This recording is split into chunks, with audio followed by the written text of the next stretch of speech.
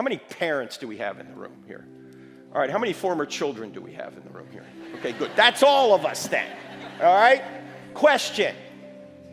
If your parents approved of everything you wanted to do when you were 13 years old, would they have been loving? No, of course not. Love doesn't mean approval. Love doesn't mean enabling people to do evil. Love means you're standing in the way of evil. If you approve of everything some kid wants to do, you're not loving, you're unloving, you're an enabler. In fact, in the passage that everybody reads at their wedding, but nobody obeys, 1 Corinthians 13, here's what Paul says about love. Love does not rejoice in wrongdoing, love rejoices in the truth. Love always protects. Love always perseveres. You don't protect people when you're approving of the evil they're doing. You're doing the opposite. Knock it off. In fact, Jesus, who went to the cross for us, gave us one new command. You know what the one new command is? Here it is. He says, a new commandment I give you, love one another. As I have loved you, so you must love one another. How did he love us? He sacrificed himself for us. So what is love for us? It means sacrifice.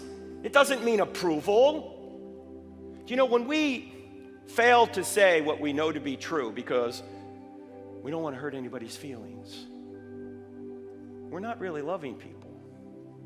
We're enabling them to do evil. And a lot of times we won't tell them the truth because we don't want them mad at us. And you know why we do that? Because we want to take the easy way. We will sacrifice them for our benefit, rather than sacrificing ourselves for their benefit. That's what love is, to sacrifice yourself for the benefit of others. So you need to tell people what the truth is in as tactful a way as possible. Here's one way you could do it. You might say to somebody you love who, say, is wanting to approve of, say, aberrant sexual practices. They're all over now.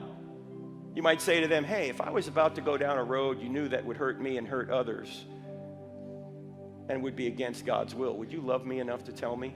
What's the other person going to say? Well, of course. Great. Can I do the same for you right now? Love does not mean approval. Thomas Sowell is now 94 years old and says everything well. Put it this way. He said, when you want to help people, you tell them the truth. When you want to help yourself, you tell them what they want to hear.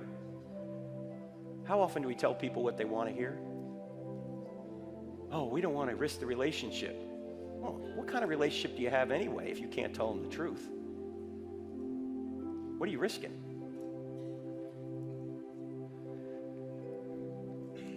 And by the way, Jesus wasn't always nice. Jesus told people the truth.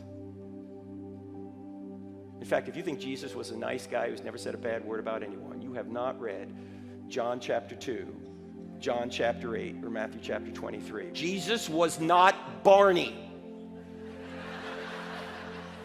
Can't we all get along, boys and girls? No! I came to bring a sword. It's going to divide mother and daughter, father and son. How often do you hear those passages talked about? But most of you in this room know those passages are true. Why? Because you're divided in your own family over Jesus. Guess what? You ought to be. You ought to be following Jesus and not the world. Jesus did not come to bring unity, not with the world. He came to bring unity in the church, but not the world. So Jesus was tough, and he didn't approve of everything, quite obviously. In fact, if love required approval, then Jesus was unloving. If love required approval, then you couldn't love your children. Now, you love them when they're little, but when they become teenagers, yeah, you love them, but you don't always feel like you love them, right? You probably never thought of abandonment, but you've thought of murder several times. If love required approval, you couldn't love your spouse. You couldn't love your enemies. How do you love your enemies if love requires approval? In fact, God couldn't love you if love required approval. Love does not require approval.